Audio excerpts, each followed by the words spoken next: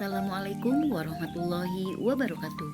Berjumpa kembali dengan saya Yumi Budiarti, calon guru penggerak Angkatan 9 Kabupaten Majalengka. Kali ini saya akan mempresentasikan koneksi antar materi modul 2.3 tentang coaching untuk supervisi akademik. Assalamualaikum Bu Yumi. Waalaikumsalam Pak Acep. Aduh, apa kabar hari ini? Alhamdulillah Bu. Sehat ini kan. Ya. Sibuk nggak Bu Yumi? Enggak sih Pak Acep, kenapa? Enggak, kalau sedang tidak sibuk, kebetulan ini saya sedang apa ya namanya, campur aduk Bu. Kadang antara bingung harus ngapain gitu kan, dan yang lainnya lah gitu kan. Terlihat dari wajah Pak Acep nih. Pak Acep punya waktu berapa menit nih atau berapa lama nih untuk berdiskusi kita kali ini? Menyesuaikan Ibu aja. boleh. Syukur-syukur sampai ada solusi gitu kan. Nah, solusi dari Pak Acep ya. Oh siap. Siap Pak Acep. Oke Pak Acep, apa yang sedang Pak Acep alami sekarang atau hari ini? Terlihat seperti galau nih. Jadi apa ya? Ya sedikit storytelling lah gitu kan. Kebetulan kan saya ini salah satu guru ya baru berpindah tugas Bu, dari tingkatan SMP ke SD. Kebetulan dapat tugas di SD dari SMP. Nah, yang pertama saya kebingungan dengan adaptasinya itu Bu, gitu kan. Adaptasi, tapi yang paling penting ya, meskipun sekarang sudah cukup lumayan lah, hampir setahun saya gitu kan di SD. Cuman hal yang buat saya sedikit apa ya namanya teh, kaget atau apalah gitu kan, terkait dengan beban kerja yang memang cukup lumayan gitu. Kebetulan juga saya ini ketika masuk ke SD langsung diberi tugas menjadi operator sekolah. Aduh, berat ya Pak Acep ya? Nah itu dia Bu. Tapi ada Bu yang sedikit yang poin yang paling apa ya namanya, kalau berbicara pekerjaan insya Allah lah gitu kan. Nah ini yang terkait dengan, mohon maaf ya Bu, bukan membicarakan orang lain, tapi ini sedikit bercerita gitu kan. Jadi ada salah satu guru senior lah, intinya sih guru senior. Jadi setiap pekerjaan itu selalu lagi-lagi ke operator gitu kan. Bahkan sampai ke hal-hal yang pribadi pun itu ke bahasanya seperti itu, lagi-lagi dilempar ke operator gitu. Jadi ada istilah bahasa seperti ini yang nggak enak lah kalau ya buat pribadi sih, nggak tahu kalau buat orang lainnya gitu. Jadi suka ada kalimat seperti ini, tolong dong bikinin ini gitu kan. Itu urusan pribadi ya Bu. Terus di akhirnya tuh kan mah operator gitu kan, bapak mah operator gitu. Iya. Nah sekarang Pak Acep, sikap Pak Acep kepada orang tersebut itu bagaimana menyikapinya Pak Acep? Kalau apa ya, awal-awal mah suka greget kayak gitu Bu. Suka greget gitu kan. Maksudnya buat saya pribadi hal tersebut sih tidak jadi masalah ya Bu. Terkadang hal pribadi atau apapun buat saya pribadi sih nggak jadi masalah. Buat saya yang jadi permasalahan kalimat-kalimat terakhirnya itu loh. Kan bapak mah operator, nah itu yang kadang-kadang pasti Pak Acep bingung ya Pak Acep. Nah sekarang apa sih tindakan Pak Acep ketika orang tersebut menyuruh Pak Acep seperti itu? Tindakan yang dilakukan oleh Pak Acep itu apa?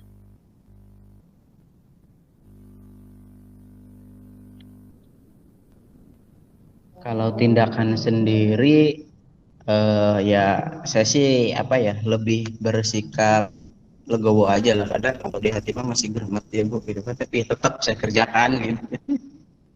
Iya, pasti bingung karena di sana kita sebagai junior mungkin juga ya Pak Acep. Nah, itu Bu. Ya, nggak apa-apa sih Pak Acep. Memang itu dinamika di sekolah itu seperti itu atau dinamika di tempat kerja itu seperti itu Pak Acep. Nah, sekarang menurut Pak Acep, kira-kira Pak Acep punya nggak strateginya untuk menghadapi orang tersebut agar mungkin menurut Pak Acep itu beliau itu tidak seperti itu lagi nanti ke depannya. Jadi menganggap Pak Acep itu bukan operator gitu. Ada nggak ininya rencana Pak Acep melakukan apa? Kalau ada sih, kalau strategi yang sempat terpikirkan itu kayak gimana ya bahasanya tuh. Kalaupun ia berbicara tentang keperluan pribadi, jadi bahasanya ngerjain bareng kayak gitu deh, apa sih namanya ya? Oh, gitu. bisa Jadi itu Pak Acep udah bagus tuh ya. gitu. Jadi maksudnya kan bukan berarti tidak mau esok ayo kalau misalnya berbicara urusan pribadi mah biar ya orang tersebutnya juga bisa gitu loh, maksudnya gitu kok. Nah, berarti Pak Acep udah ada strategi untuk kedepannya untuk melakukan hal tersebut mungkin Pak Acep ya. Iya bisa. Nah, berikutnya nanti ketika orang tersebut melakukan hal itu lagi, apa yang akan dilakukan Pak Acep? Kalau misal masih melakukan gitu kan, mungkin ya strateginya lebih kepada apa ya, penguatan kepada orang tersebut sih sebenarnya. Maksudnya penguatan itu jadi sedikit dijelaskan karena ini berbicaranya kepentingan pribadi gitu kan. Ya. Khawatir gitu kan. Ketika nanti sayanya tidak bisa atau tidak ada di sekolah dan urgen harus dikerjakan, betul. Ibu bisa maksudnya gitu.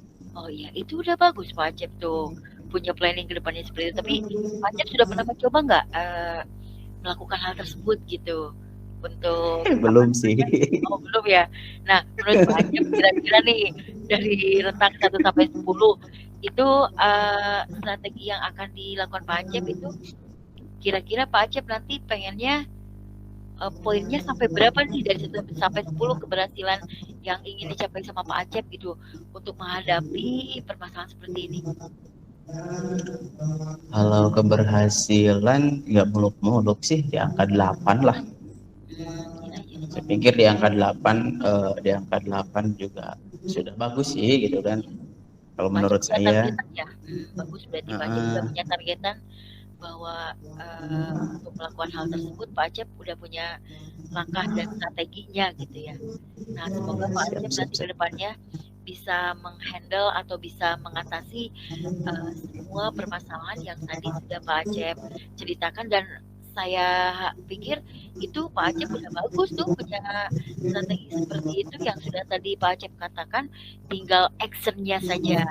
Mudah-mudahan nanti ke depannya Pak Acep bisa berhasil dan bisa membuat suasana menjadi kondusif kembali dan Pak Acep bisa bekerja dengan lebih baik lagi gitu Pak Acep ya. Amin. Siap. Ya, bagaimana sekarang Pak Acep? Sudah mulai ini nih? Alhamdulillah Bu, sudah mulai tercerahkan gitu kan. Jadi dan sudah mulai terbuka gitu ya. Iya, jadi ternyata memang hal-hal yang saya pikirkan dulu bisa dijadikan solusi gitu kan. Ya, betul Pak Acep. Jadi Pak Acep saya yakin bisa menghandle atau bisa menangani semua permasalahan yang sekarang Pak Acep alami gitu ya. Semangat Siap. Pak Acep. Semangat. Terima kasih banyak Bu Yumi. Ini sudah mulai tercerahkan nih apa yang harus saya lakukan. Sama-sama Pak Acep, kita sharing saja. Iya, siap. Jangan bosan ya Bu Yum. Nah, sama-sama Pak Acep. Saya juga kalau misalnya ada apa-apa nanti saya ke Pak Acep ya. Siap. Ya. Dan mungkin Pak Acep seorang guru muda yang punya talent. Berikutnya ketika Pak Acep ada yang kalau bahasa kasarnya itu memanfaatkan, Pak Acep harus punya pegangan atau punya rambu bahwa saya yakin Pak Acep tahu cara dan strateginya. Siap Bu. Potensi yang Pak Acep miliki sekarang. Oke, semangat ya. Siap. Semangat. Oke. Sekali lagi terima kasih banyak Bu Yumi ini ya. Sama-sama Alhamdulillah Pak nih. Ya. Saya menemukan solusi. Ya Pak Acep, sami-sami ya. Mungkin masih ada Pak Acep atau untuk sekarang mungkin cukup dulu Bu. Tapi ya tadi seperti yang sudah saya katakan, jangan bosan, barangkali nanti saya ke Ibu lagi untuk sedikit bercerita gitu. Boleh Bapak, karena mungkin kalau saya pernah merasakan sendiri ketika misalnya kita punya masalah dan kita tidak ada teman untuk berbagi, rasanya beban itu sangat berat sekali Pak Jeb. Tapi ketika kita sudah sharing, sudah berbagi dengan rekan, serasa sedikit agak agak ringan gitu ya rasanya. Siap. Ya siap, pokoknya mungkin ya itu saja dulu mungkin Ibu. Terima kasih banyak sekali lagi. Izin pamit Ibu. Ya, mangga Pak Acep, mangga. Assalamualaikum. Waalaikumsalam warahmatullahi wabarakatuh.